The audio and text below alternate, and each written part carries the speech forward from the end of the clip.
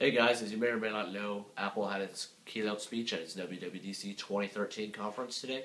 So I'm just going to go over a lot of the things that they went over, starting with Mac and then iOS. The Mac news, OS X Mavericks is coming out. That's 10.9. It's the newest iteration after 10.8 Mountain Lion that came out last year. They're announcing some hardware that I'll talk about. That'll come out with this software upgrade that you can get to if you download it or whatever. It comes out in the fall, just to start out. And then some features they added tagging, which allows you to tag a file when you save it, and you can search through your computer and find other files that you tag with the same tag, and it'll take you to a folder, basically, with the files that have those tags in them, so you can find them all in one place, which is kind of nice. There's new technology in the software that allows for better battery life, and of course that starts with the new processors that they're putting in, but I'll get to that with the MacBook Air. This on the software, best example I can give you is if you have a video, say, playing in the background, and you have a window that you pull over it, and the video is still technically playing, but normally that would take up CPU power, and it would also occupy battery. Well, this, to save battery, when it's covered, if it's not on the screen, basically the best way to put it, if it's not on the screen, it's not occupying battery, is the easiest way to say.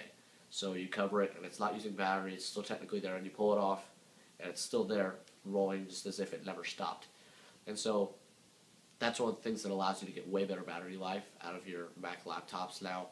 But it also regulates power consumption on a desktop Mac. So it doesn't, of course there's no battery in a desktop Mac, but that if you're eco-conscious and you're concerned with how much power you're using by computing, that will limit that consumption for you, and you won't have to worry about doing that yourself. So this software is available this fall, and the beta is coming out soon, I believe today, for developers to mess around with. So the first hardware that they announced for this software is the new MacBook Air. And of course we saw the MacBook Pro get updated recently, a couple months ago. Now the MacBook Air is getting revamped. It's going to have the Intel Haswell processor, which, if you know, the Ivy Bridge was the previous generation. That was the third generation of processors. It has the Haswell processors, and I believe the MacBook Airs have the i5, which is still pretty fast. So the Haswell is a lot faster than Ivy Bridge. It's the fourth generation in the Intel family of i processors. And that allows you to have an all-day battery life on these MacBooks.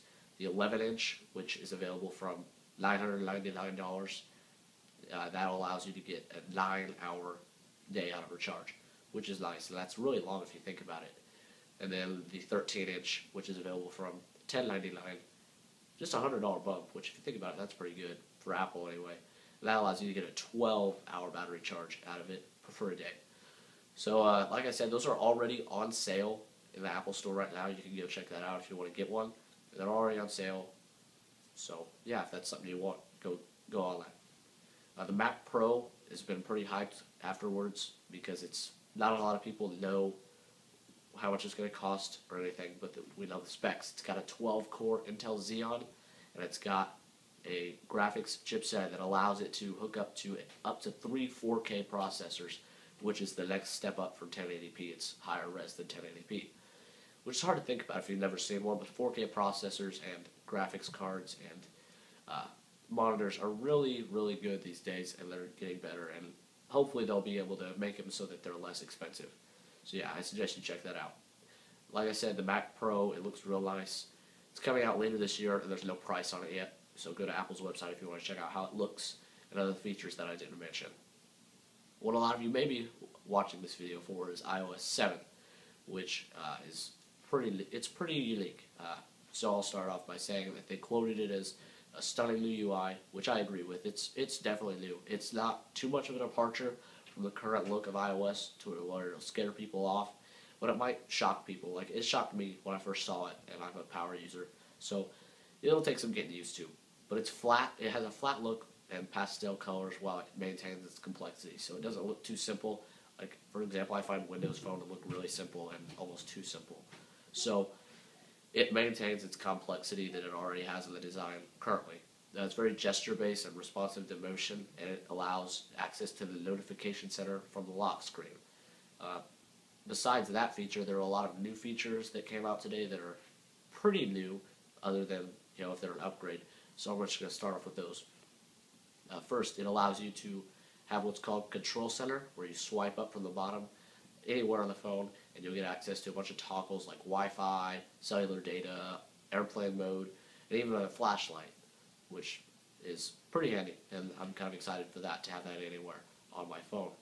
Multitasking has been upgraded to allow the swipe to kill an app, which is kind of nice. You've been able to do that with a jailbreak for a while, but it's kind of nice to see that built into the phone. So yeah, there's also what's called AirDrop. It's a sharing thing. From what I can see, I can only think of it being used for photos, where you just tap share, hit AirDrop, and you can share it with anybody over a Wi-Fi connection that's around you with a shared device. So that's kind of neat to not have to send it in a message. It's more efficient and faster, from what I can tell. The camera and photos have been upgraded. The camera looks different, and it's got some filters, kind of like Instagram, which is kind of nice. And the photos have been redesigned to where it's not all just one disorganized feed. It's all in the same feed, but they're separated by what Apple calls moments. So it allows you to group photos together automatically that have to do with one another, and you can find them more easily that way. iOS in the car is coming out new. In 2014, car manufacturers such as Chevy and Lexus and other things like that, I believe, will have into the navigation system built in. You can dictate messages and call people, kind of like Ford Sync already does, but this will be built for the iPhone, so it's unique that way. One thing I'm really excited about iOS 7 for is automatic app updates. I always update my apps a lot. Whenever they need updates, I update it pretty much religiously. And so now they're going to update them automatically for you, so you don't have to do it, but you always have the newest app updates, kind of like Android already does.